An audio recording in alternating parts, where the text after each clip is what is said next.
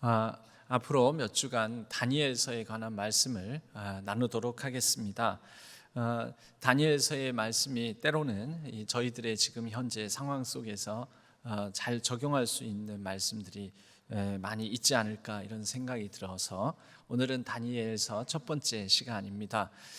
다니엘서는 흔히 우리가 간단하게 다니엘서의 구조를 살펴보면 다니엘서는 크게 두 부분으로 나눠져 있습니다. 1장부터 6장까지 다니엘의 개인사적인 측면과 다니엘이 바벨론과 그리고 바사, 페르시아 제국의 전환기 가운데 그 궁정 안에서 일어났던 실제 그런 역사적인 이야기, 스토리를 담고 있는 1장부터 6장까지의 얘기가 있고요. 그리고 7장부터 마지막 다니엘서 12장까지 절반 분량의 장수로는 절반 분량에 해당되는 후반부에는 다니엘을 통해서 하나님께서 보여주시고 들려주시는 환상, 계시 이런 묵시의 말씀이 있습니다. 이 다니엘서의 별명이 구약의 요한계시록이다 이런 이제 표현을 씁니다. 이 요한계시록 읽으면은 막히는 부분이 생기지 않습니까? 왜냐하면은 난해한 상징과 또 난해한 여러 비유적인 표현들, 그게 바로 묵시 문학 장르라고 하는데요.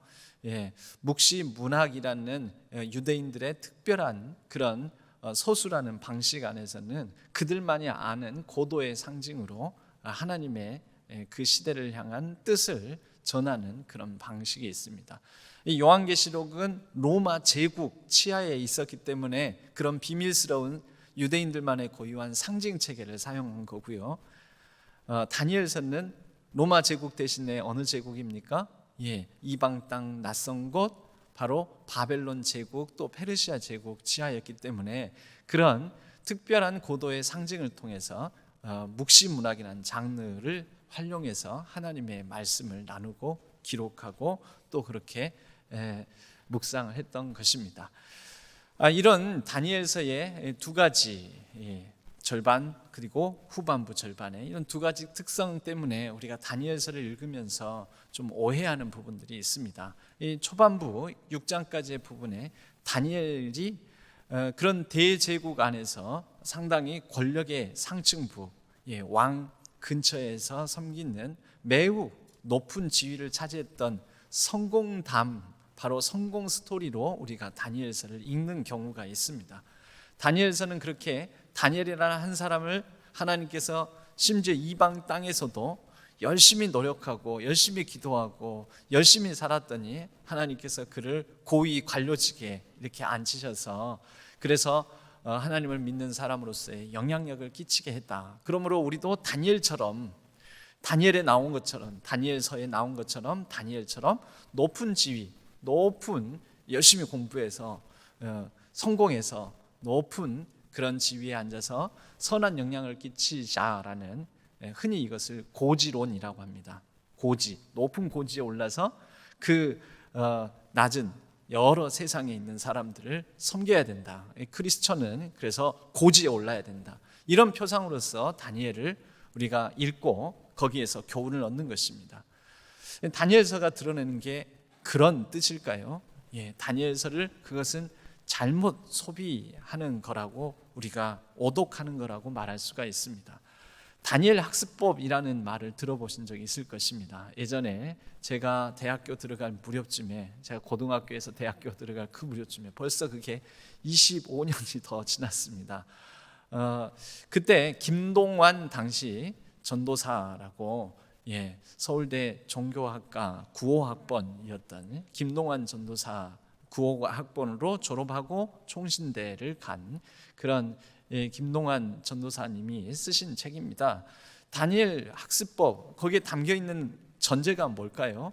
다니엘처럼 공부하자, 그래서 공부 잘하자, 그래서 성공하자, 그래서 잘되자, 그래서 높이 올라가자, 이것을 담고 있는 거죠. 많은 기독 학부모들이 또 기독 이 청소년들이 이 다니엘 학습법에 생각보다 많은 영향을 받기도, 도전을 받기도 했었습니다.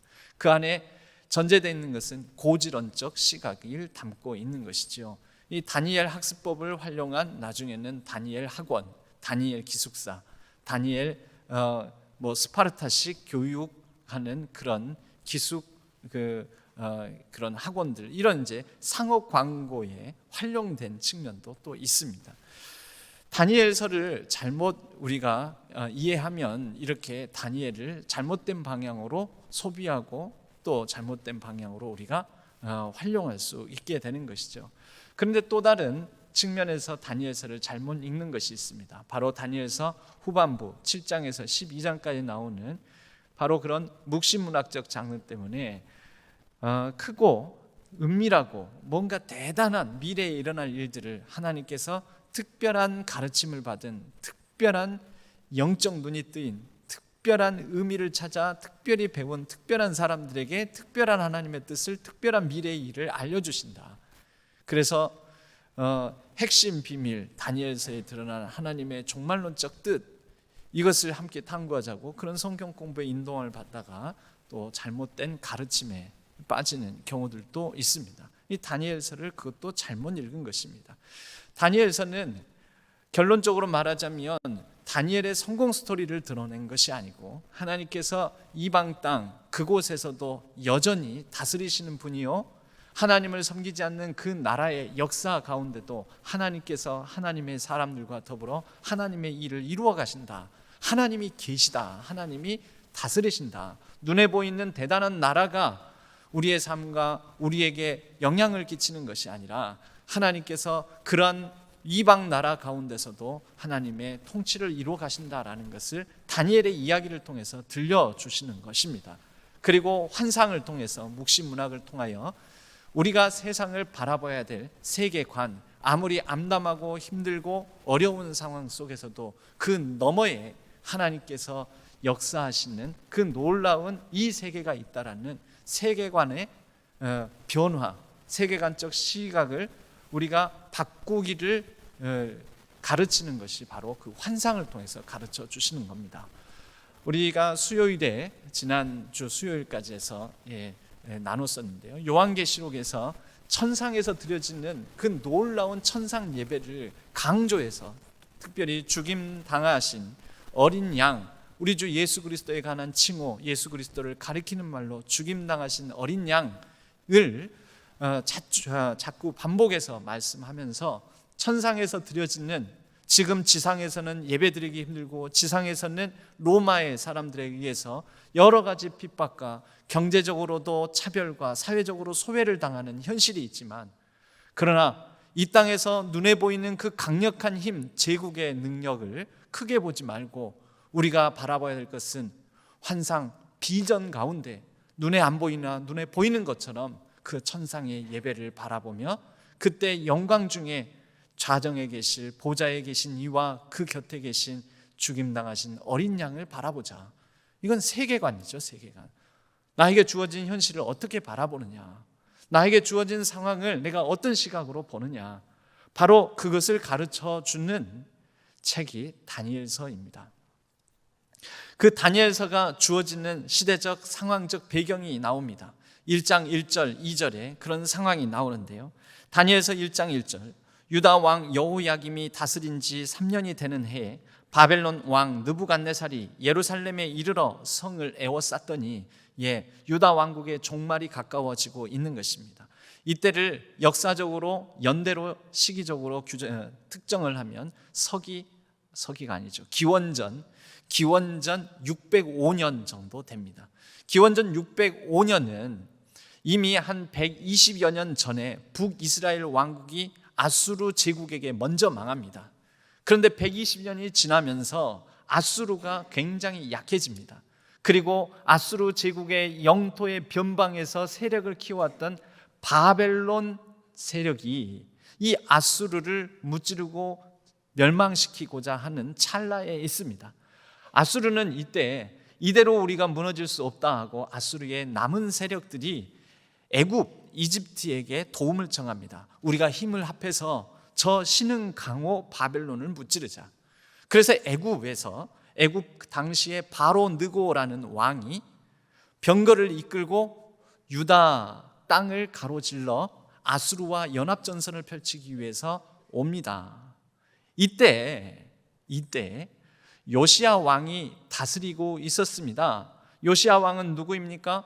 하나님 마음에 합한 유다 왕국의 몇 안 되는 왕 중에 한 사람이고, 성전을 수리하다가 율법책을 발견하고 신명기 율법서를 발견하고 그 율법책 말씀에 의지하여 전 유대의 회개와 또 종교 개혁을 일으킨 하나님 마음에 합한 왕이었습니다. 그런데 당시 국제 정세를 판단하는 데는 요시야 왕의 약간의 착오가 있었습니다. 아수르와 연합하려고 가는 애굽의 병거를 그가 유다를 침범하려고 한다라고 인식하고 그의 앞길을 막아서다가 그곳에서 결국 죽고 맙니다. 그리고 난 다음에 세워진 왕이, 우선 애굽 왕 바론 느고가 가는 길이 바쁘니 바벨론과 대적하기 위하여 아수르와 연합하기 위해서 가는 길이 바쁘니 우선 세워둔 왕이 여호아하스, 요시야의 둘째 아들이었습니다. 그런데 바론 느고가 이 요시야 때문에 지체한 나머지 결국 바벨론에게 패배하고 맙니다. 그 분풀이를 돌아오는 길에 유다 왕국의 분풀이를 하면서 여호아하스를 애굽으로 데려가고 친 애굽 왕으로서 요시야의 또 다른 아들 여호야김을 왕으로 세워놓습니다. 꼭두각시 왕이지요. 꼭두각시 왕.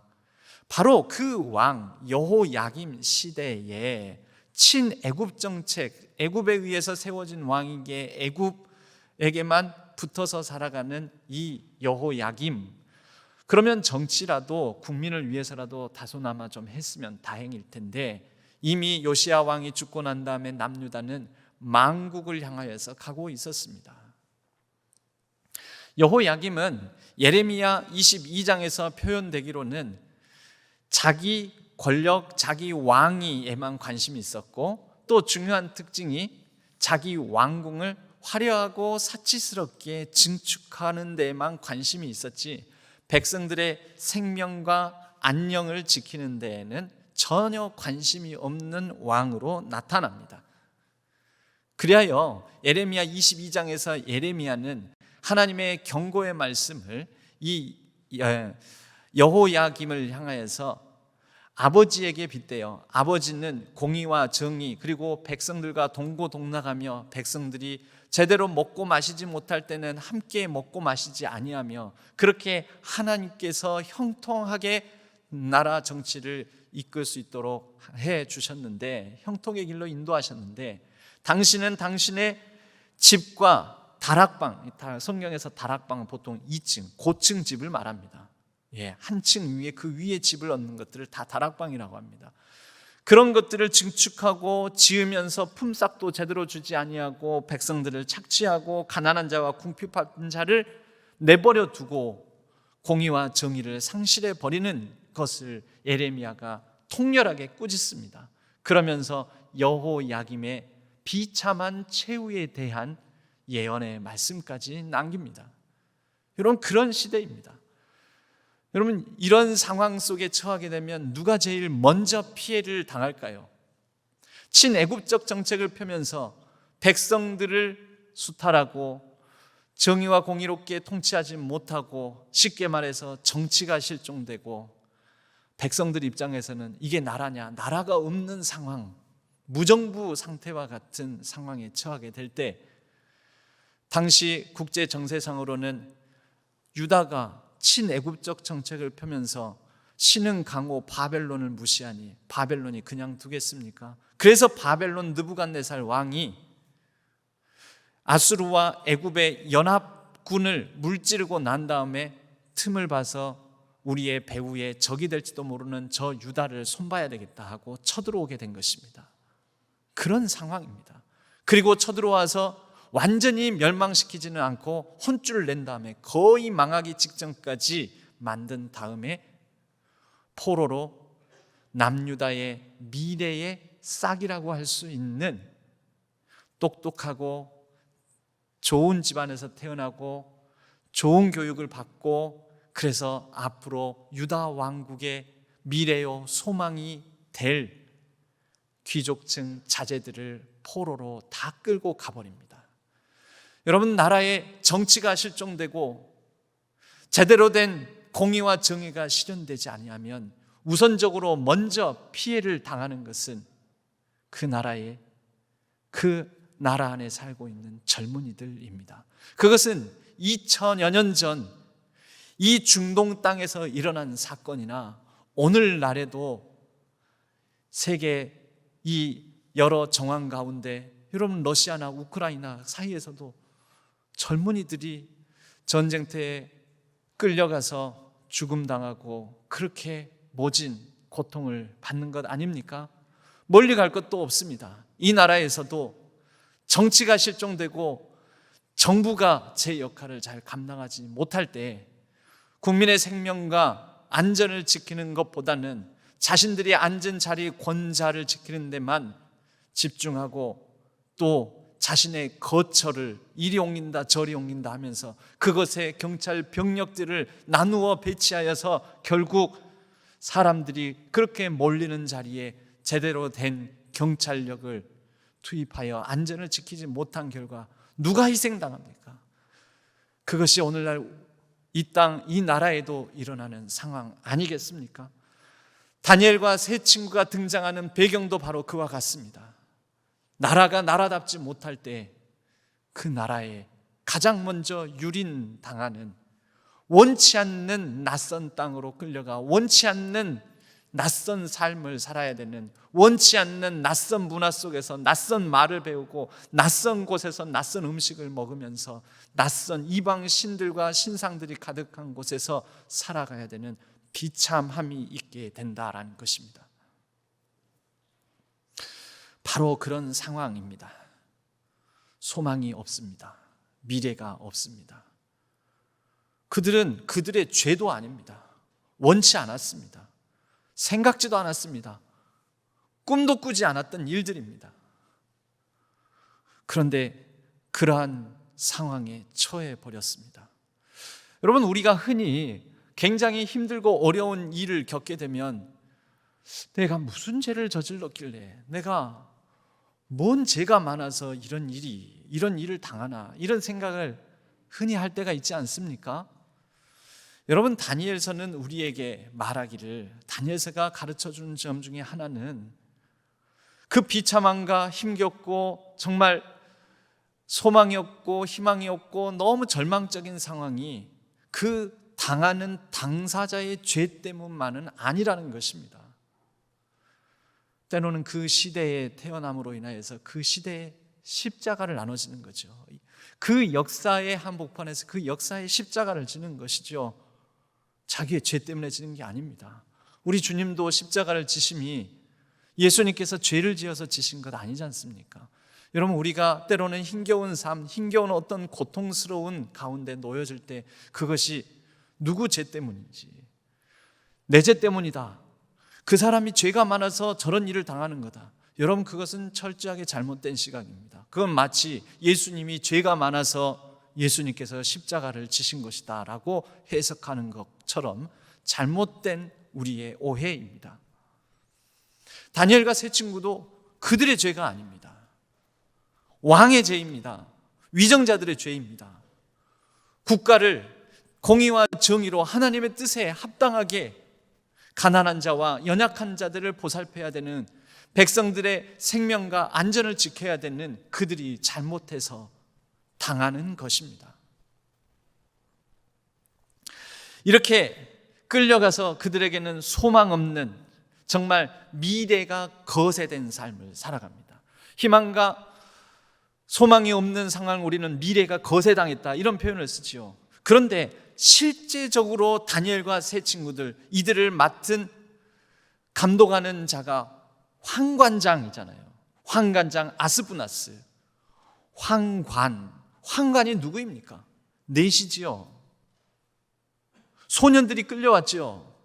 소년들을 그때부터 잘 교육하여서 3년간 바벨론식으로 교육하여서 바벨론 왕 곁에서 왕을 섬기는 자로, 궁궐 안에서 그렇게 섬기는 자로 둔다는 것, 여러분, 이들 황관 만드는 것 아니겠습니까? 넷이 되는 건 아닙니까? 실제적으로도 그들은 거세 당했을 것이다 라고 구약학자들 중에는 상당히 그렇게 일리 있게 주장하는 분들이 있습니다. 이유는 보통 황관들은 그 전 왕조가 망해도 그들이 맡았던 그 궁궐 안에서의 직책을 계속 계승하는 경우가 많았습니다. 중국의 왕조에서도 황관은 그렇게 다시 그 왕궁에서 여러 섬기는 일들, 이런 일들 갑자기 충당할 수가 없으니까요. 다니엘이 바벨론 제국이 망하고 난 다음에 바사 제국 왕도 섬기지 않습니까? 또 이 성경 다니엘에는 다니엘과 세 친구의 여러 가족들이 나오지 않습니다. 다니엘이 나중에 바사왕 다리오를 섬길 때의 나이를 추정해 보면 약 80세 가량 됐을 것으로 추정을 합니다. 그런데 그 80세 되도록 가족에 관련된 사안들이 전혀 등장하지 아니하는 걸 보면 황관 넷이었을 것이다. 여러분, 그들이 미래의 소망만 거세당한 것이 아니라 실제적으로 자신의 몸도 유린당하는 그러한 삶에 놓여지게 되었다라는 것이죠. 유대 율법, 그들이 어렸을 때부터 나고 자라면서 듣고 배웠던 율법에서는 바로 이런 자들은, 거세된 자들은 하나님의 총회에 들어가지 못할 것이며 하나님의 거룩한 백성에서 끊어질 자다라고까지 표현되어 있습니다. 여러분, 그런 말씀을, 율법을 어렸을 때 고귀한 집안에서 배웠던 그들은 그들의 자신의 삶이, 정체성이 얼마나 더 비참했겠습니까? 단순히 그들이 끌려가서 흠이 없고 영모가 아름다우며 모든 지혜를 통찰하며 지식에 통달하며 학문에 익숙하여 왕국에 설만한 소년으로 바벨론이라는 큰 나라의 그 왕궁 안에서 왕 곁에서 섬기는 자로 세워졌다. 여러분, 다니엘서를 우리가 그렇게 볼 수 있습니까? 성공 스토리로? 아니라는 것이죠. 그리고 그들이 원하는 말도 쓰지 못하고 원하는 옷도 입지 못하고 심지어 자신의 이름이 부모로부터 주신 하나님과 관계되어 의미를 담고 있는 이름으로 불려지질 못하고 바벨론 신의 이름을, 바벨론 신들의 이름이 담겨 바벨론 신과 관계된 뜻을 가진 이름으로 바뀌어 불려지게 됩니다. 다니엘은 원래 나를 심판하시는 나의 심판자는 하나님이시다라는 뜻을 가지고 있습니다. 그런데 그의 이름이 벨드사살, 곧 벨이 바벨론, 바벨론 제국의 신 중에 하나인 벨이 총애하는 자라는 뜻을 가진 벨드사살로, 하나냐라는 사람의 이름은 원래 여호와는 자비로우시다라는 이름인데 사드락이라는 이름으로 그 뜻은 태양신에게서 영감을 받았다. 미사엘이라는 이름은 여호와와 같으신 분이 누구인가 라는 뜻인데, 메삭이라는 이름으로 이것은 누가 바벨론의 신 중에 하나인 샤크 여신과 같으랴라는 뜻입니다. 아사랴라는 이름은 여호와께서 도우신다라는 뜻인데 아벤느고라는 이름으로 바뀌어서 느고의 진실한 종, 곧 바벨의 신들 중에 하나인 불의 신 느고의 신실한 종이라는 뜻입니다. 여러분, 이 상황이 그들에게 무슨 소망이 있는 상황이겠습니까? 보통 이렇게 되면 될 대로 되라 하고 이제 삽니다. 하나님이 안 계시는데, 우리를 이렇게 내버려 두시는데, 이렇게 방치하시고 소망 없게 하시는데, 그리고 거룩한 무리로부터 우리는 끊어지지 않았는가? 그런데 여러분, 이렇게 다 없는 것 같은 상황, 소망도 없고 미래도 없고 희망도 없고 다 없는 것 같은 상황에 그래도 있습니다. 뭐가 있습니까? 하나님이 계심을 믿는 믿음이 있습니다. 믿는 자, 믿음을 가진 다니엘의 모습이 보입니다. 여러분, 우리 찬양 중에도 그런 찬양이 있죠. 당신이 주님이 계심으로 나는 있고 주님의 노래가 있으므로 나는 부를 수 있어요. 주님이 계시면 나도 있고 주님이 아니 계시면 나도 없고. 여러분, 우리가 따지고 보면 자기 자신을 잃어버린 이유가 뭔지 아십니까? 절망스럽고 소망이 없고 여러 가지 다 끊기는 상황 속에서도 하나님이 계신다, 하나님이 계신다라는 믿음이 있으면 나를 찾습니다. 그때 나를 발견합니다. 여러분, 그 나를 발견하는 게 뭘까요? 다니엘이 뜻을 정하여, 여러분, 자기 뜻대로 아무것도 할 수 없는 포로 생활 아닙니까? 아무것도 못하는 상황이지만 그가 자기의 의지를 가지고 할 수 있는 것 한 가지를 발견하니 그것이 뭐냐면 음식입니다. 여러분, 보통 음식은 자기의 뜻을 표현하는 수단, 방법으로서 음식을 통해서 금식, 단식 이런 걸 통해서 자신의 의사를 강력하게 표현합니다. 다니엘은 음식을 통하여 자신의 의사, 내가 이곳에서 바벨론과 완전히 동화되어 바벨론 왕 곁에서 왕이 주는 풍요와 번영과 이 권력에 취하여 살지는 않으리라라는 결단을 가지고, 왜?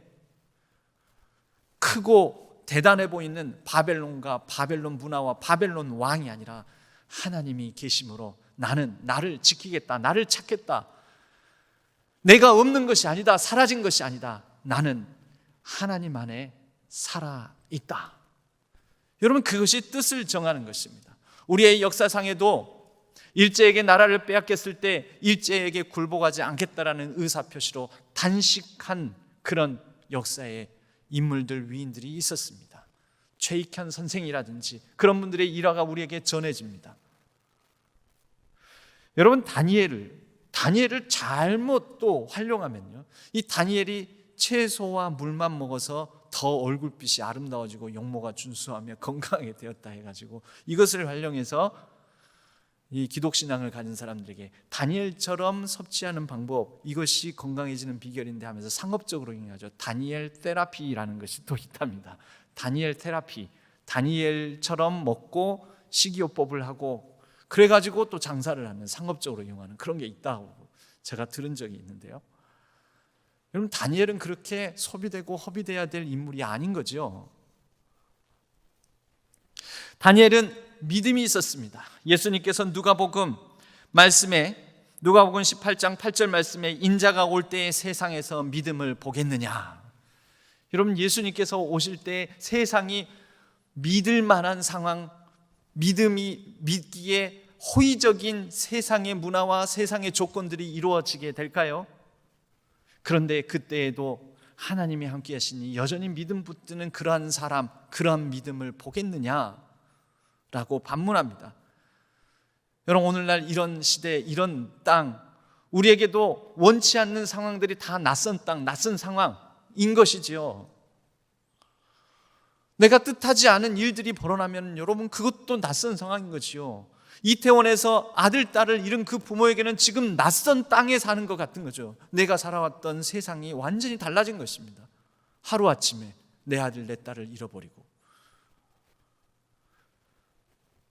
여러분, 그런 가운데에서도 우리가 그래도 하나님 계신다, 하나님 아니 계신 것 같은 상황 속에서 그래도 하나님 계신다, 그러므로 그 하나님 안에서 자기 자신을 찾을 수 있겠느냐라는 것입니다.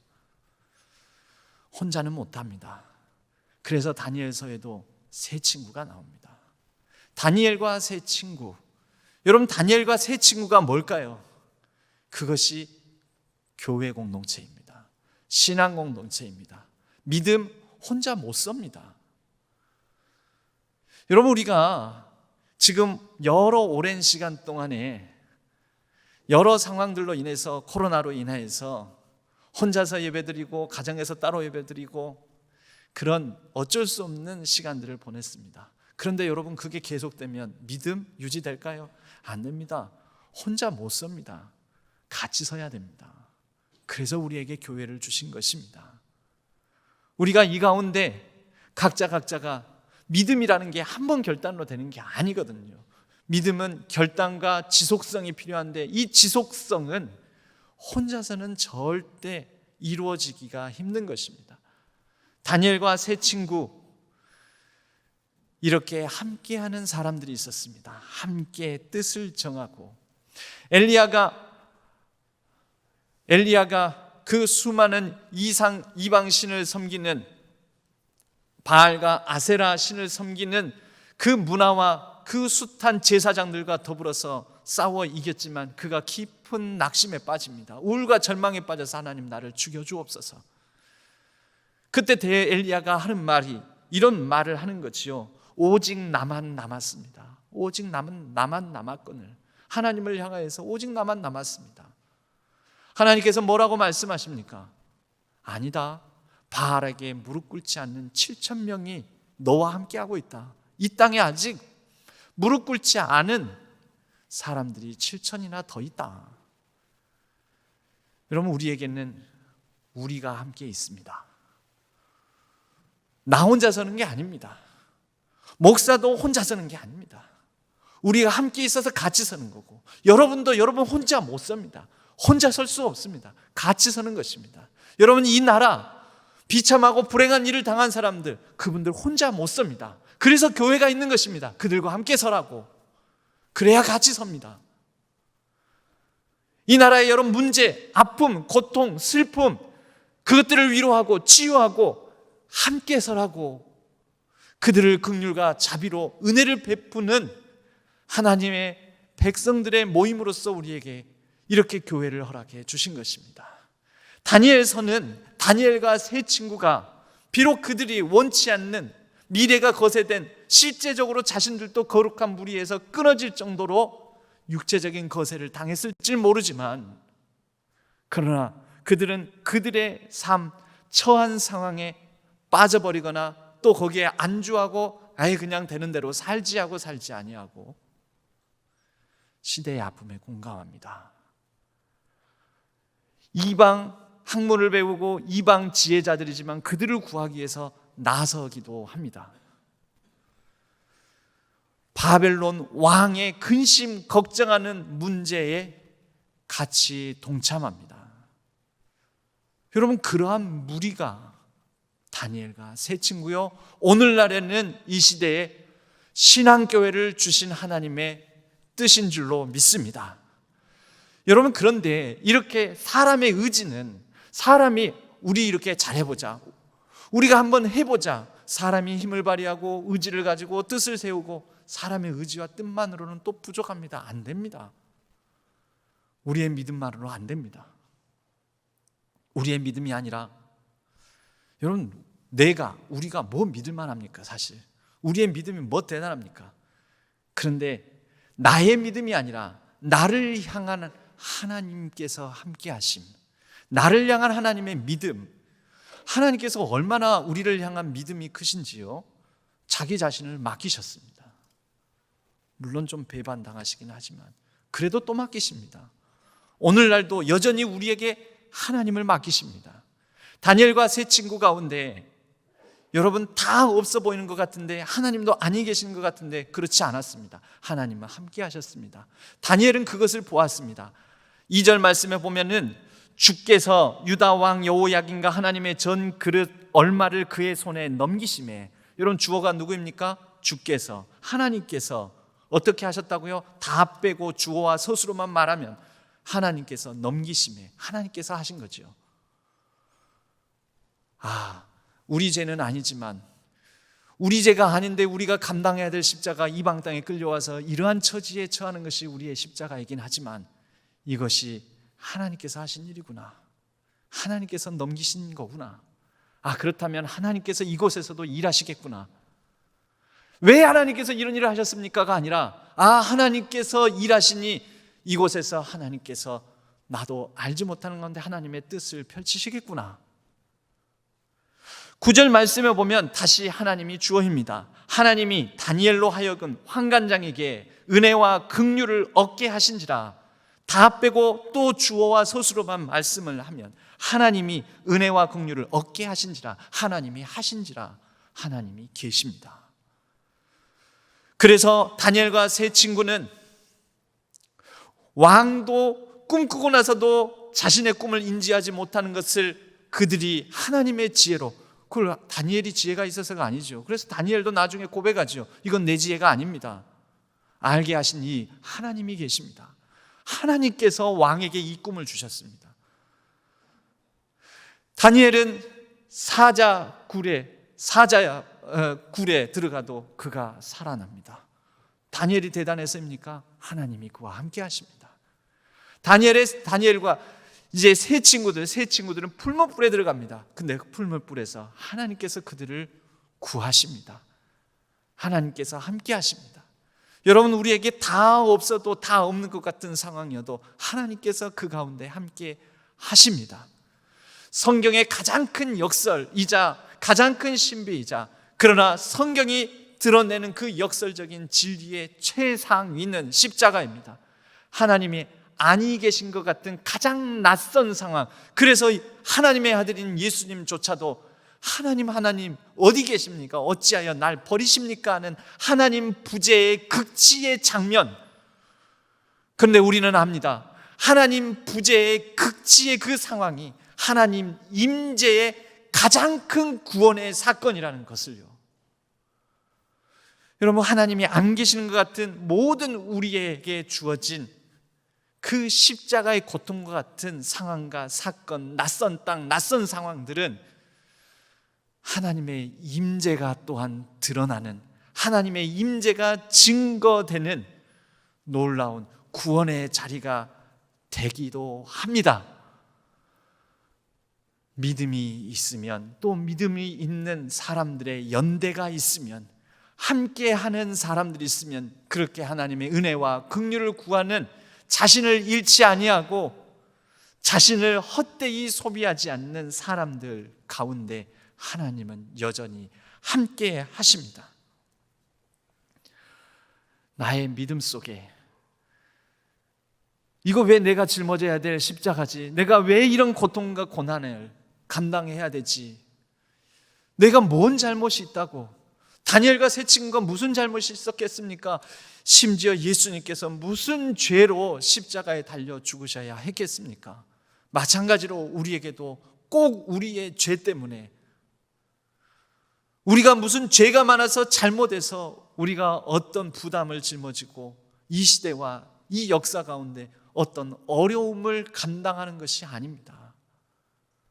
그러나 그 시대와 역사의 아픔과 시대의 고통에 공감하고 긍휼과 하나님의 은혜를 구하는 그 사람들, 자기 십자가를 지겠다고 하는 그 믿음의 사람들을 통하여 하나님은 함께 하시고 하나님의 뜻을 이루어 주실 것입니다.